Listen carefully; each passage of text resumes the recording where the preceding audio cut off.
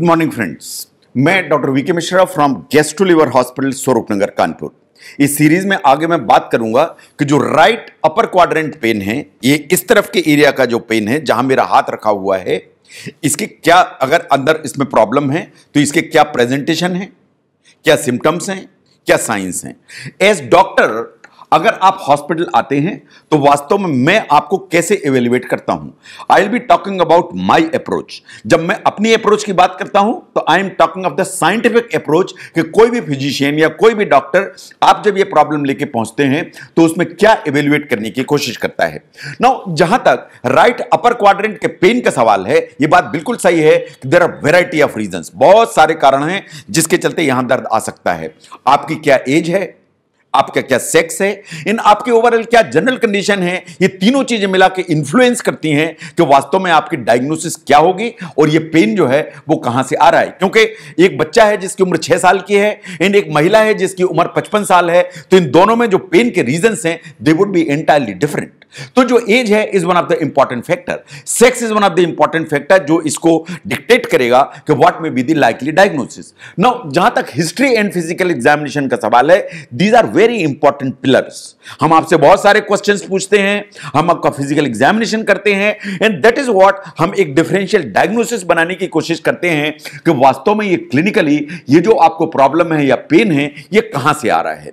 सबसे पहले हम बात करेंगे प्रेजेंटेशन की। इस प्रेजेंटेशन को आप ध्यान से देखिए, ये सिम्टम्स की हम बात करेंगे। सबसे पहले मैं आपसे पूछूंगा कि इस एरिया में जो दर्द है वो आपको किस स्पॉट पे हो रहा है। एक फिंगर से पॉइंट करके देखिए, क्या आप एक फिंगर से पॉइंट करके बता पाएंगे कि इस पॉइंट पे दर्द आ रहा है, या आप जो ना पूरा का पूरा हाथ रख के बता पाएंगे कि डिफ्यूज पूरे एरिया में पेन है। तो हम डिफरेंशिएट करने की कोशिश करते हैं कि फिंगर पॉइंटिंग पेन है या ये डिफ्यूज पेन है।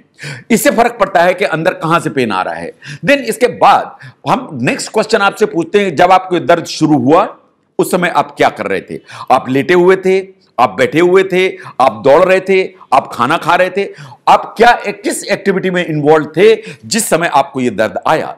इसके बाद हम आपसे क्वेश्चन पूछते हैं कि इसका जो ऑनसेट है वो सडन था, क्या बिल्कुल ठीक थे और अचानक से पेन चालू हुआ, या कि ये थोड़ा थोड़ा दर्द चलता चला जा रहा था सवेरे से, लेकिन शाम को अचानक से दर्द तेज हो गया। इसका मतलब ये ग्रेजुअल था बट इसमें एक्सेसरबेशन हुआ, या ये बिल्कुल सडन ऑनसेट आ गया कि आप बिल्कुल ठीक थे इन अचानक ही दर्द आ गया।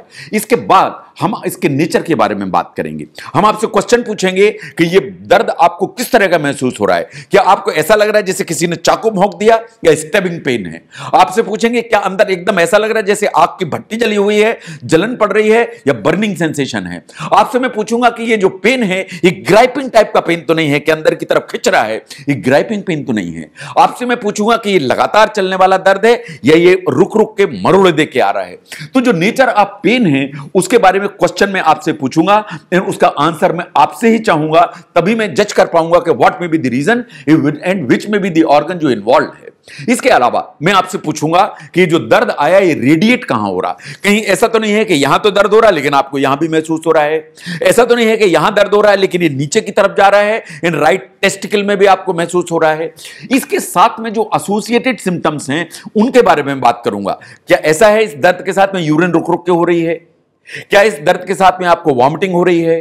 क्या इसके दर्द के साथ में आपको बहुत पेट में जलन हो रही है? तो इसके साथ में जो एसोसिएटेड सिम्टम्स हैं उनके बारे में भी मैं आपसे क्वेश्चन करूंगा। इसके बाद मैं आपसे बात करूंगा कि आप हॉस्पिटल आए ये दर्द लेके, तो जरा ध्यान करके देखिए कि ये जो दर्द है आपको कितनी देर से है। पिछले 1 घंटे से है, पिछले 12 घंटे से है, या पिछले 6 दिन से दर्द चलता चला जा रहा है। बिकॉज अगर लंबे समय से चल रहा है तो पॉसिबिलिटी इस चीज की है दैट जो डिजीज की जो सीवियरिटी है या पेन की सीवियरिटी है वो कम होगी। और अगर बहुत शॉर्ट टाइम में बिल्कुल घंटे भर पहले चालू हुआ, इसका मतलब यह है कि जो पेन की सीवियरिटी है ज्यादा है और उसने आपको हॉस्पिटल में दौड़ाया है। इसके बाद मैं आपसे ऑब्जेक्टिवली जज करने की कोशिश करूंगा कि आप इसको वो चार्ट को ध्यान से देखिए एंड आप अपने पेन को वो 0 to 10 के स्केल पर आंक के मुझे बताइए कि आप कहां स्टैंड करते हैं। कि आपका पेन जो है ना 1 है, 2 है, 3 है, 4 है। इससे आपका जो पेन है उसकी सीवियरिटी को जज करने में मुझे पता लगता है या मुझे समझ में आता है। जो हम आपसे इतनी सारी चीजें जानने की कोशिश करते हैं उनको एक बार फिर से समझिए।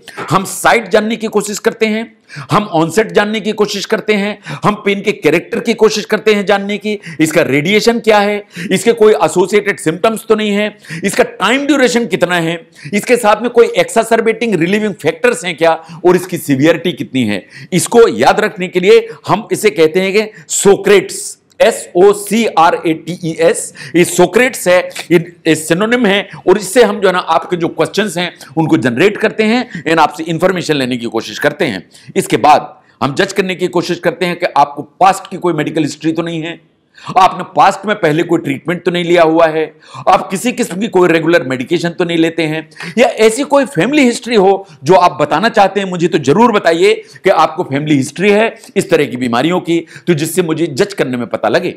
इसके अलावा मैं कुछ जनरल इंफॉर्मेशन आपसे चाहूंगा। आपकी भूख कैसी है, पिछले कुछ महीनों में आपका वेट कम तो नहीं हुआ, कहीं आपका वेट बढ़ा तो नहीं है, आपके बावल के जो मूवमेंट्स हैं इन पास्ट अराउंड 6 मंथ्स वो कैसे हैं, रेगुलर हैं, इरेगुलर हो गए हैं, आपको अल्टरनेट डायरिया कॉन्स्टिपेशन तो नहीं हो रहा है, आपको टेंडेंसी टू लूज मोशंस तो नहीं है। हम आपके यूरिन की स्पीड, फ्रीक्वेंसी इन कलर के बारे में बात करेंगे कि इसमें कोई परिवर्तन तो नहीं हुआ है। हम आपकी हैबिट्स जानना चाहते हैं कि कहीं ऐसा तो नहीं है कि आप रेगुलर अल्कोहल यूजर हैं एंड आप रोज अच्छी मात्रा में अल्कोहल लेते हैं, दिन भर अल्कोहल इस्तेमाल करते हैं, ओवर इंडल्ज करते हैं, वो भी प्रॉब्लमेटिक इशू है। हम जानना चाहते हैं कि आप कहीं क्रॉनिक स्मोकर तो नहीं है।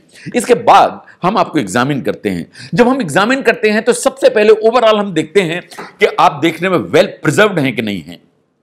ऐसा तो नहीं है कि आप शॉक में हैं, आपका बीपी एकदम कम है, कहीं ऐसा तो नहीं है आपको हाई ग्रेड फीवर है, कहीं ऐसा तो नहीं है कि आपकी सांस फूल रही है एंड आपको ब्रेथलेसनेस है, कहीं ऐसा तो नहीं है कि आपकी जो आंख है वो एकदम पीली हो गई है। हम आपका टेम्परेचर नोट करते हैं, हम आपकी पल्स रेट इन पल्स की क्वालिटी यानी उसका वॉल्यूम देखते हैं कि वॉल्यूम उसका ठीक है कि नहीं है, आपका ब्लड प्रेशर मॉनिटर करते हैं और देखते हैं कहीं आपको लो ब्लड प्रेशर तो नहीं हो गया है। इसके अलावा हम आपके पेट को एग्जामिन करते हैं प्रॉपरली, आपको कंफर्टेबल पोजीशन में करके नी को आपको फोल्ड करने के लिए बोलते हैं। हम 4 चीजें करते हैं। नंबर 1, आपका जो एब्डोमेन है या पेट है उसको प्रॉपरली एग्जामिन करते हैं, इसे कहते हैं इंस्पेक्शन। इसके बाद हम पैल्पेट करके देखते हैं क्या पैल्पेशन में कोई गांठ या कोई लंप या रिजिडिटी कोई फील तो नहीं हो रही है, इसे कहते हैं पैल्पेशन। नंबर 3, हम परकशन करके देखते हैं कि what are the kind of sounds, जो ना जो परकशन से हमें पता लगता है कि अंदर की जो साउंड है वो गैस के चलते आ रही, सॉलिड ऑर्गन के चलते आ रही, तो नंबर 3 पर हम करते हैं परकशन। एंड नंबर 4, स्टेथोस्कोप से हम आस्कल्टेट करके जो आपकी इंटेस्टाइन है उसकी साउंड्स को जज करने की कोशिश करते हैं, इसे कहते हैं आस्कल्टेशन। तो जब हम एग्जामिन करते हैं तो आपके एब्डोमेन को, तो वास्तव में हम इंस्पेक्शन करते हैं, हम पैल्पेशन करते हैं, हम परकशन करते हैं, हम ऑस्कल्टेशन करते हैं। ये 4 चीजें हैं जिससे हम एक डिफरेंशिएट डायग्नोसिस बनाने की कोशिश करते हैं।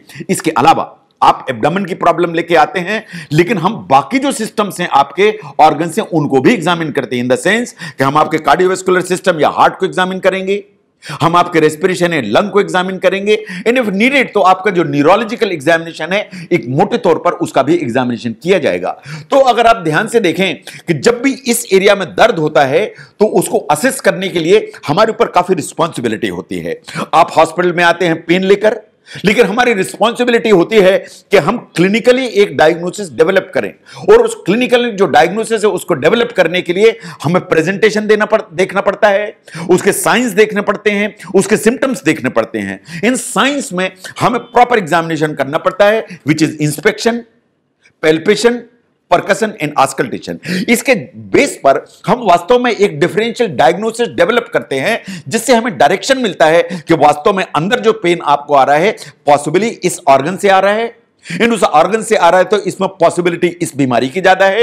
एंड डिपेंडिंग अपॉन दैट हम अपने जो इन्वेस्टिगेशन है वो टेलर करते हैं और उनको इवेलुएट करते हैं उन इन्वेस्टिगेशन के थ्रू, और अपनी जो डायग्नोसिस है उसे कंफर्म करते हैं। अगर आप समझते हैं कि राइट हाइपोकॉन्ड्रियम में जो पेन है उसको असेस करने में जो किया जाता है या हॉस्पिटल में असेस किया जाता है उसे समझने में यह वीडियो आपको हेल्प करता है, तो इसको जरूर शेयर करें।